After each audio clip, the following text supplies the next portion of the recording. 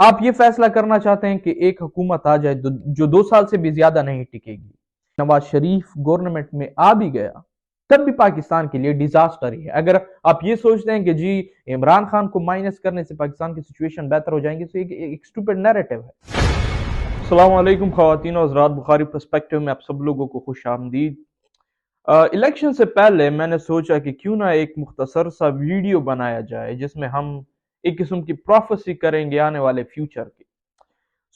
مسئلہ یہ ہے کہ جتنے بھی پولز ہیں پاکستان میں، مسئلہ یہ ہے کہ جتنے بھی ایلیٹ کلاس ہے یا اسٹیبلشمنٹ ہے یا بڑی بڑی پارٹیاں ہیں، انہوں نے آلریڈی کہہ دیا ہے کہ جی ایک اسپیسیفک شخص پاکستان کی پالیٹکس سے مائنس ہوگا اور ایک اسپیسیفک شخص پاکستان کا اگلا وزیر اعظم بنے گا، ریگارڈلیس چاہے لوگ جو بھی سوچیں، ریگارڈلیس چاہے لوگوں کے اوپینین کچھ بھی ہوں.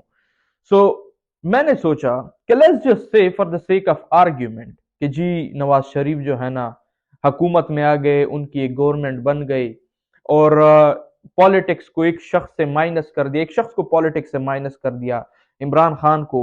اگرچہ لوگوں کی اس کے سپورٹ ہے، ہر شخص یہی کہہ رہا ہے، ہر ایک پول یہی کہہ رہا ہے کہ عمران خان جیت جائے گا، باوجود اس کے کہ اس کی پارٹی انوالو نہیں ہے اس پورے الیکشن میں، باوجود اس کے کہ اس کا کوئی سمبل نہیں ہے، باوجود اس کے کہ عمران خان بذات خود اس الیکشن میں نہیں ہے، باوجود اس کے کہ اس کے جتنے بھی بڑے بڑے سینئر لیڈرز تھے ان کو ایک قسم کا غائب کر دیا گیا ہے، بندی بنا دیا گیا ہے، اور باوجود اس کے کہ اس کے تقریباً کوئی 7-8 ہزار یا 10 ہزار کارکنان جو ہیں جیلوں میں ہیں. لیکن پھر بھی میجورٹی پولز یہی کہہ رہی ہیں کہ اگر الیکشن ہوئے اور داندلی اس میں نہ ہوئی پھر بھی عمران خان جیت جائے گا، باوجود اس کے کہ اس شخص کے ساتھ ہر قسم کا سلانڈر کیا گیا ہے، نکاح تک اس کی پرسنل لائف میں چلے گئے ہیں. بڑا ایک کنفیوزنگ سا ماحول کریٹ کر دیا گیا ہے عام عوام کے لیے کہ وہ ایک اسپیسیفک شخص کے لیے ووٹ کرے. اور دوسری سائڈ پر کیا ہے، ایک شخص ہے جسے کچھ بھی نہ کرنا پڑے، وہ جیت جائے گا.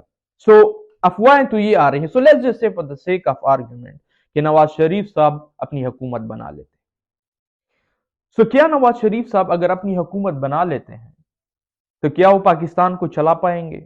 کیا وہ پاکستان کی اکانومی کو بہتر کر پائیں گے؟ کیا فورن ریلیشن شپس میں پاکستان کے ساتھ کچھ ایسے کرشمے وہ کر پائیں گے کہ پاکستان جو ہے نا دوبارہ پروگرس کی راہ پہ گامزن ہو جائے گا؟ اسی کے بارے میں ہم آج ڈسکس کریں گے کہ آگے ہونے کیا والا ہے. Let's just say for the sake of argument کہ نواز شریف صاحب آفس میں آ گئے، ایک کس طرح کی گورنمنٹ بنی.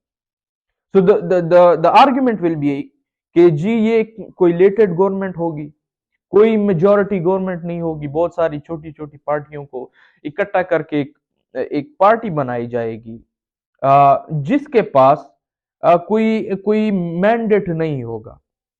ایک کمزور ویک گورنمنٹ ہوگی جو کہ ہمارے سامنے آئے گی اور جو کوئی بھی کنسٹرکٹیو کام نہیں کر پائے گی، کیونکہ کوئی بھی کنسٹرکٹیو کام کرنے کے لیے آپ کو لوگوں کا مینڈیٹ چاہیے ہوتا ہے، آپ کو لوگوں کی بیکنگ چاہیے ہوتی ہے، آپ کو ایک ایسا انفراسٹرکچر اپنی پارٹی میں کریٹ کرنا پڑتا ہے جب آپ بات کریں تو آپ کی بات کے اوپر عمل ہو. صحیح ہے. اور یہ کیس ہم نے دیکھا ہے پاکستان کی ایون جوڈیشری میں جو سب سے مضبوط ایک اینٹی ہے اسٹیٹ کی، وہ آج ایک آرڈر دے دیتی ہے اور اگلے دن وہ بات نہیں ہوتی.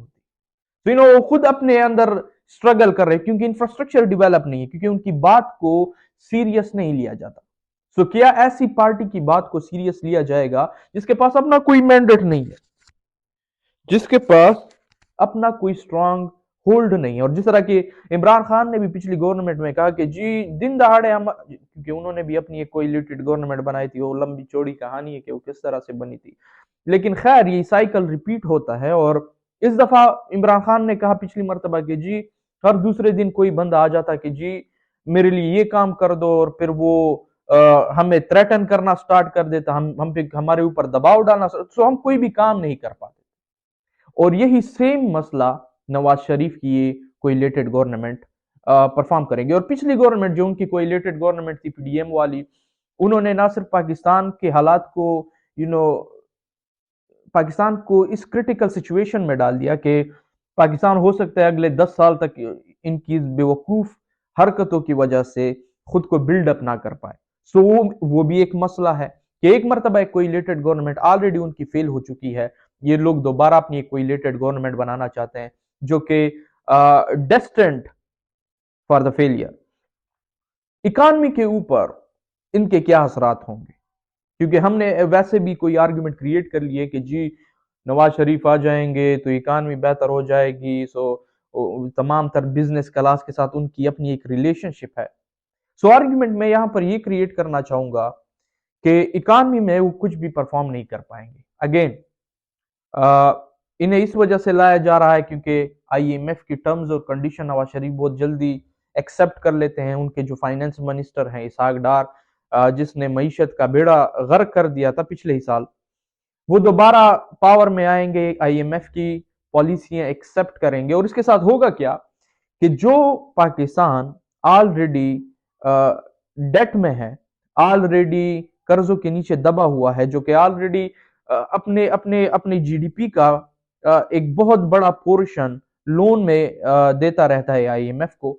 सो आईएमएफ का सिर्फ मसला ये नहीं है कि हम उन्हें पैसे देते हैं, आईएमएफ का मसला ये है कि वो हमारे लिए पॉलिसीज भी बना देता है, जिसकी वजह से मुल्क जो है ना, आप उसमें कंस्ट्रक्टिव काम नहीं कर पाते। फॉर एग्जाम्पल आईएमएफ आपको कह देता है कि जी आप ट्रेड को फ्री छोड़ेंगे, फ्री फ्लोटिंग मार्केट होगा, डॉलर को आप कंट्रोल नहीं करेंगे, किसी से आप ये भी नहीं कहेंगे कि जी ये एक्सपोर्ट ना करो, ये इंपोर्ट ना करो, एक फ्री फ्लोटिंग इकोनॉमी आप रखेंगे। But at the same time वो आपसे कहेगा कि जी टैक्सेस को इतने परसेंट हाई लेकर चले जाओ, जो कि ये लोग कह रहे हैं कि हम इन्फ्लेशन को कम करेंगे। तो इन्फ्लेशन कम नहीं होगी, इन्फ्लेशन मजीद आगे जाएगी, क्योंकि ऑलरेडी ये लोग मजीद लोन लेंगे और मजीद ये पाकिस्तान के मेजॉरिटी लोग गुर्बत की लकीर से नीचे चले जाएंगे। और ऑलरेडी हम सबको ये बात पता है कि पाकिस्तान कोई कोई हेल्दी स्टेट नहीं, पाकिस्तान एक पैरालाइज स्टेट है जिसको ड्रिप लगे हुए हैं आईएमएफ के। आज उसको कोई मसला आ गया किसी सिक्योरिटी रीजंस की वजह से, उन्हें पैसों की जरूरत है तो वो चले जाते हैं आईएमएफ से भीख मांगने के लिए, और उनकी कोई ऐसी खास मजबूत पॉलिसियां भी नहीं है, या ये गवर्नमेंट इतनी कोई मजबूत होगी भी नहीं कि जी कोटा बेसिस इंपोर्ट्स पे लगा दें। क्योंकि हमारा मसला ये है कि हमारी टोटल जो एक्सपोर्ट्स हैं वो है $39 बिलियन। हमारे इंपोर्ट्स कितने हैं? हमारे इंपोर्ट्स हैं $82 बिलियन, और जो $30 बिलियन हमें कहीं से आते हैं, फॉर एग्जाम्पल ये हमारे बेचारे पश्तून, पंजाबी, ये लोग यहाँ से चले जाते हैं दुबई, सऊदी में और मुख्तलिफ ममालिक, और वहां से रिमिटेंस के थ्रू हमें कुछ डॉलर भेज देते हैं, जिसे हमें $30 बिलियन यहाँ से आ जाते हैं। और ये 10, 11, $12 बिलियन का जो फर्क बन जाता है, इसकी वजह से हम दोबारा आईएमएफ के पास चले जाते हैं। सो मेरे कहने का मकसद ये है कि ये लोग ये तो करेंगे नहीं कि अपने इंपोर्ट्स को कम कर दें, क्योंकि ये ऑलरेडी एक एलीट कंट्रोल्ड पार्टी है, और एलीट अपनी सब्सिडीज भी लेते रहेंगे। जिस तरह के बिलावल भुट्टो के एजेंडा में भी रिसेंटली लिखा है कि हमारे पास ऐसी मिनिस्ट्रियां हैं जिसका कोई काम ही नहीं है, और तकरीबन 300 बिलियन पाकिस्तान के रुपए ये कहा जाते हैं बगैर किसी रीजन के।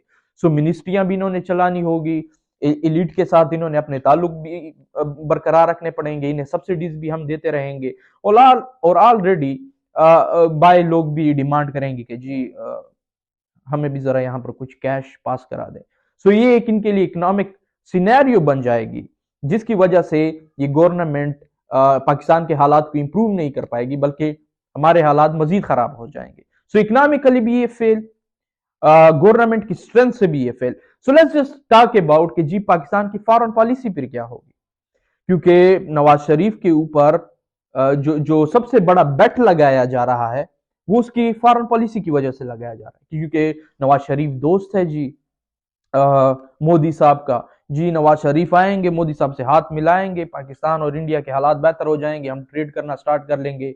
और अमेरिका के जो खदशात इमरान खान के हवाले से कि जी ये हमारे कॉर्नर में नहीं है, दूसरी टीम के कॉर्नर में जाने की कोशिश कर रहा है, जिसकी वजह से पाकिस्तान के ऊपर फोर्स लगाएगी कि जी इस शख्स को हटाएं। नवाज शरीफ आएगा तो नवाज शरीफ साहब तो ऑलरेडी एक पपेट हैं, क्योंकि उनके पास अपनी कोई थॉट प्रोसेस है नहीं, अपनी कोई आइडियोलॉजीज है नहीं, कराए के लोगों को पकड़ लेता है कि जी आप हमें बताएं इस मुल्क के लिए क्या बेहतर है। वो सिर्फ और सिर्फ अथॉरिटी में इस वजह से आना चाहते हैं कि हुकूमत का हाथ इनके ऊपर ना हो, क्योंकि ऑलरेडी अपने तमाम तर केसेस वो माफ करवा चुके हैं। तो उनका मेन एजेंडा यही है कि हम हुकूमत में रहें, बाकी हमारा इस मुल्क के साथ कोई ताल्लुक नहीं है, हम पावर में होंगे, पावर स्ट्रक्चर में होंगे, हम आका हुजूर होंगे तो तमाम तर लोग हमारे आगे झुकेंगे और मुल्क को चलाने के लिए हम बाकी लोगों से आइडियाज लेते रहेंगे। सो खैर, सबसे बड़ा बेट ये है कि मोदी के साथ ताल्लुकात बेहतर करेंगे। सो ये एक इंतहाई मजाक खेज एक सिचुएशन है जो हमारे ऊपर थोपी जाती है, क्योंकि हमारे लोग एक स्टेप सोचते हैं, दूसरा स्टेप तो सोचते नहीं। अब इलेक्शंस आ रहे हैं इंडिया में, और इंडिया के 60% इलेक्शन का नैरेटिव क्या होता है?